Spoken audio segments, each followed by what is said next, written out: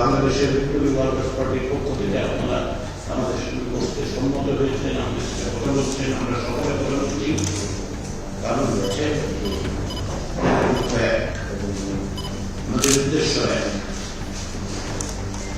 আমরা চাই বাংলাদেশের মানুষরা যারা প্রাণ দিয়েছেন তাদের কাছে আমাদের অঙ্গীকার, তাদের কাছে আমাদের দায় হচ্ছে আমরা যেন এই সুযোগকে হাতছাড়া না করি, যেন আমরা প্রকৃতপক্ষে রাষ্ট্র বিনির্মাণের প্রক্রিয়াটা শুরু করতে পারি। সে জায়গায় আপনাদের সহযোগিতা, আপনাদের ইতিমধ্যে কমিশনের সঙ্গে আমাদের পাঠানো যে স্প্রেডশিট এবং অন্যান্য বিষয়ে আপনারা মতামত দিয়েছেন, আমরা সেগুলি নিয়ে আলোচনা করবো। অনেক বিষয়ে আমাদের মধ্যে উপমাসের ইতিমধ্যেই আছে, কিছু বিষয়ে আমরা দেখতে পাই যে বিভিন্ন মত আছে, সেগুলো আমরা আলোচনার মধ্যে দিয়ে বসবো। একটি গণতান্ত্রিক সমাজ অবশ্যই কিন্তু বিভিন্ন মতের সব আমরা সকলে এক ভাষায় কথা বলবো না, কিন্তু আমাদের লক্ষ্য এক। সেই জায়গা থেকে আমরা আসলে ঐক্যবদ্ধ আছি, থাকবো এবং বাংলাদেশের গণতান্ত্রিক শক্তির ঐক্যের উপর নির্ভর করবে যে আমরা আমাদের কতটুকু সাফল্য আমরা অর্জন করতে পারব।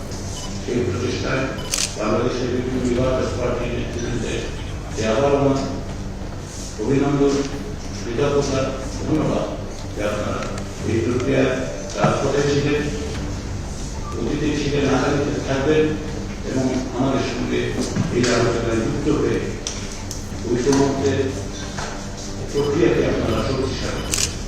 আমরা আসলে এমন একটা রাষ্ট্র, সমাজ, এমন একটা সংবিধান দেখতে চাই মানুষের রাজনৈতিক বিশ্বাস বা তার ধর্মীয় বিশ্বাস বা সামাজিক বিশ্বাস এবং তার কোনো নাগরিকদের তার কোনো মতাদর্শের কারণে, ধর্মের কারণে, বিশ্বাসের জন্য, সংস্কৃতির জন্য রাষ্ট্র কোনো নাগরিককে অধিকার থেকে বঞ্চিত করে।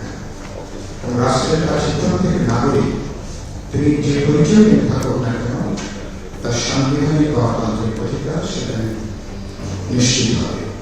এরকম একটা বিষয় আমরা নিশ্চিত দেখতে চাই। এবং আমরা মনে করি আমার কমিশনের সবচেয়ে গুরুত্বপূর্ণ, আমরা এমন একটা বহুত্ববাদী সমাজের মধ্যে আছি যে চর্চাকে আমরা নিশ্চিত করতে চাই যে সমাজ আমরা যে মুক্তিযুদ্ধে আমাদের যে ঘোষণা ছিল সাম্য, মানবিক মর্যাদা এবং সামাজিক ন্যায় বিচার, সেটা কাগজের সব বিষয় এবার সেটাকে আমরা কার্যকরী করার জন্য বাস্তবায়িত করার আমরা হাঁটতে পারবো। এবং সেই জায়গা থেকে আমরা এমন একটা সরকার, এমন একটা সংবিধান, রাষ্ট্র ব্যবস্থা দেখতে চাই যেখানে কোনো ব্যক্তি কোনোভাবে ইচ্ছা করবে তিনি ক্ষমতাকে যা খুশি করার লাইসেন্স হিসেবে বিবেচনা করবেন না।